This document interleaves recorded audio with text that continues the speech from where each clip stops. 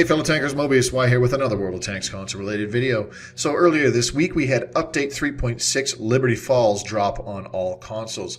Liberty Falls brought us a brand new map exclusive to console, a variant to Himmelsdorf featuring a blizzard storm, as well as various other bug fixes, both visual and technical, and some additional features added into the game. So we're just going to go through these very quickly right now. So the first noticeable thing that Liberty Falls came up with is a brand new map called Liberty Falls. Liberty Falls may seem tranquil, but it's actually an American test town ready to go boom. Liberty Falls features two towns on the north and south connected via an elevated bridge, perfect for sharpshooters. Heavy tanks should take the high ground by the waterfall to provide protection of that flank. Medium tanks can support their larger allies or race to take the low ground in the east. Scouts should have plenty to explore, yet should take positions to increase detection chance. Now, there's also a variant of the old favorite Himmelsdorf map. This features one of the storm variants, so Himmelsdorf is now engulfed in a blizzard. Typhoons, sandstorms, and blizzards aren't enough to stop steel-on-steel action. A blizzard has engulfed the streets of Himmelsdorf, hampering view and signal ranges. You'll have to be extra careful when crossing these mean streets. So this is akin to the Erlenberg Blizzard, Steep Sandstorm, and Pacific Island Typhoon maps, where your view and signal ranges are automatically cut in half because of the storm weather going on. Now, initially I was very against introducing another storm weather variant, as I have not really heard a heck of a lot of good things about it, but I think a map like Himmelsdorf will be a much better sort of choice for enabling one of these storm variant maps. An open map like Steep Sandstorm or Erlenberg Blizzard, I don't think is very good for it, because despite the signal and view ranges being cut in half, a single YOLOing scout can still detect everything for everybody who is well out of their own spotting range, and they can still see tanks from the maximum distance of the in-game render range. So it just winds up being a camp fest on those kind of maps usually for Steep Sandstorm and Erlenberg Blizzard. But in Himmelsdorf Blizzard, because of the constant the view sight lines being obstructed by the buildings and whatnot, it's going to force more close quarters brawling anyways in this city map. So it should play out fairly interestingly enough. There were a few new British and Czechoslovakian camouflages added. There's two new British patterns, a summer and a desert camo, and 3 Czech patterns were added, 2 summer patterns and 1 winter pattern.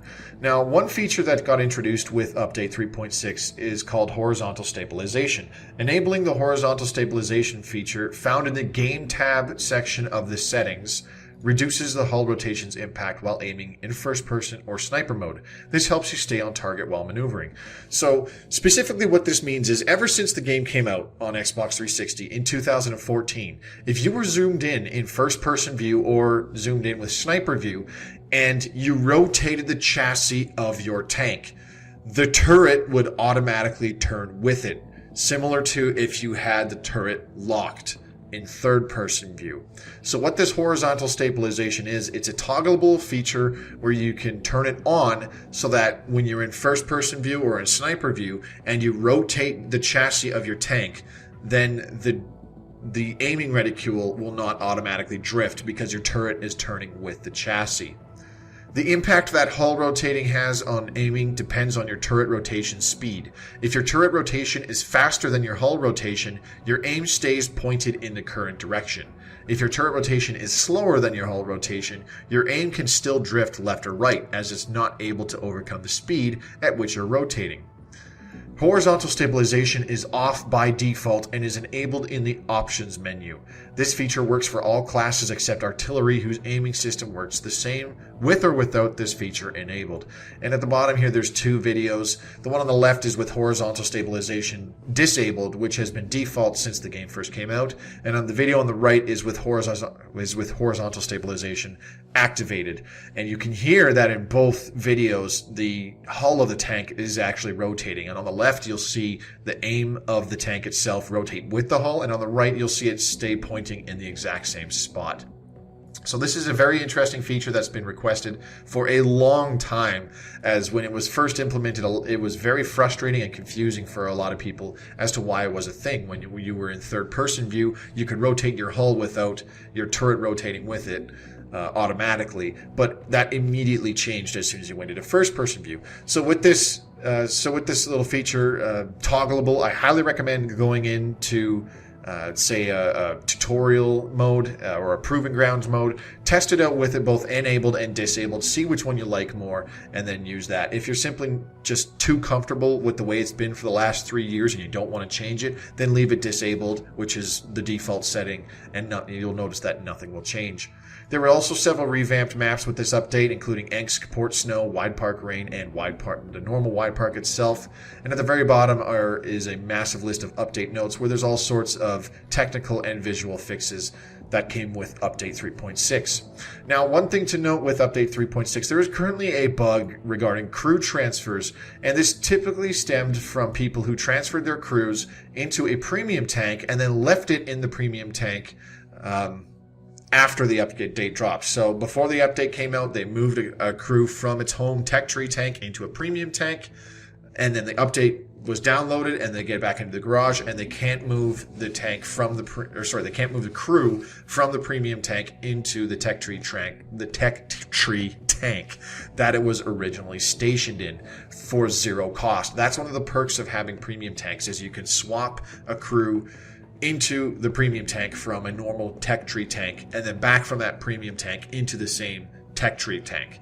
Now, this was an interesting little bug that came up with Update 3.6, but as you can see from this post from WGW Pain, they are working on it. So they've figured out what the bug is that caused the issue, and they generated a list of all players that logged on Tuesday while the bug was still happening. So they're still trying to generate a list of players and all associated crews affected by the bug, and they're going to be determining a method to patch the database or manipulation for all affected accounts. There's still a couple things that they're working on to try and finalize and fix this issue. So if you've noticed that you can't seem to move a crew back to its original tank, it's not intended. It is 100% a bug, and you can simply leave it in your premium tank until such point that Wargaming is able to fix this issue.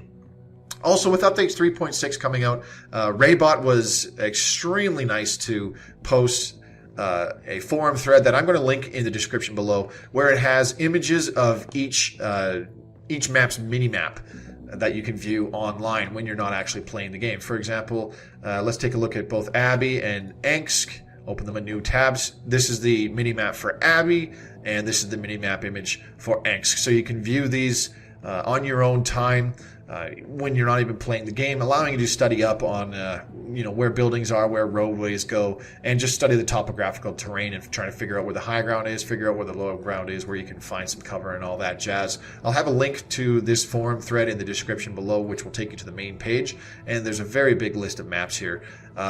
As you saw, none of the images actually have the grid squares on them, but I'm sure there's a workaround for that you can use just by loading the image up in Paint and adding your own grid lines and kind of extrapolating from there where things are located. So I'll have a link for that in the description below. And as I said, remember that there is currently a bug going on with transferring crews. If you moved a crew from its home tank into a premium tank just before Update 3.6 came out on Tuesday, then it has probably prompted you that you have to pay silver or gold to partially or fully train the crew back in its original tank.